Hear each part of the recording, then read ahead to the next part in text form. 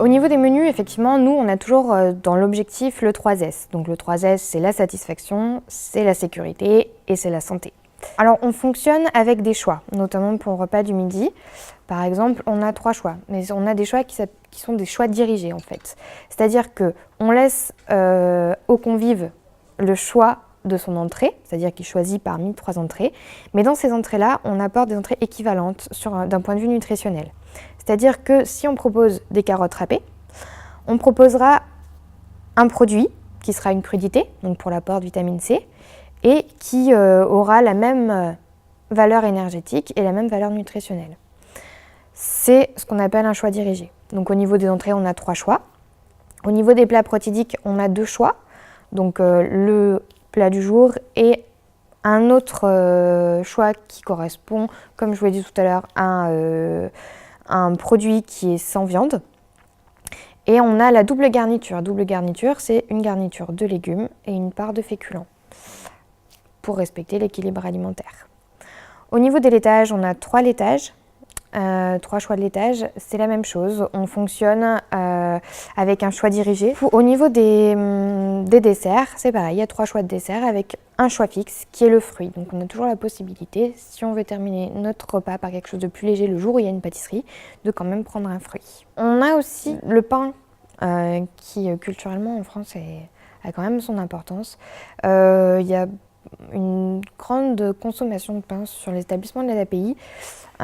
Et pour cette raison, on va quand même travailler sur une qualité de pain un peu plus qualitative que le pain blanc qui peut être présenté industriel. Là, vraiment, on va travailler sur des farines un peu plus élaborées pour apporter de la qualité.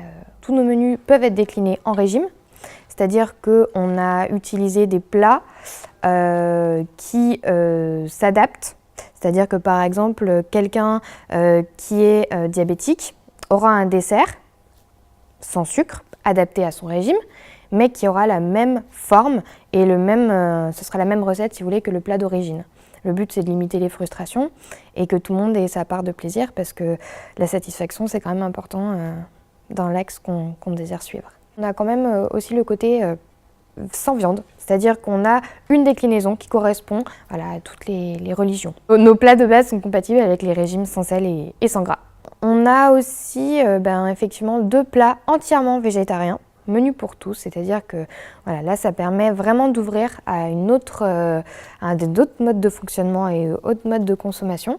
Et ça c'est quand même intéressant, d'un point de vue éducatif parce que ça ouvre vraiment à d'autres perspectives de consommation qui sont en plus quand même très actuelles. On a prévu de faire des animations. Donc les animations, c'est très apprécié dans l'établissement de l'ADAPI. Vraiment, ils en parlent à l'avance. Souvent, on a aussi des ateliers qui préparent les menus. Donc ça leur permet de décorer les menus. C'est vraiment quelque chose qu'ils adorent. Et en plus, il y a une partie quand même éducative parce que justement, on ouvre vers d'autres pays parce qu'on peut avoir des menus à thème.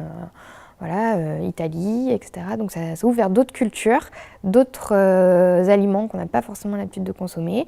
Et par le biais aussi des sets de table, ça peut montrer certains monuments. Donc c'est quand même assez intéressant et puis plaisant.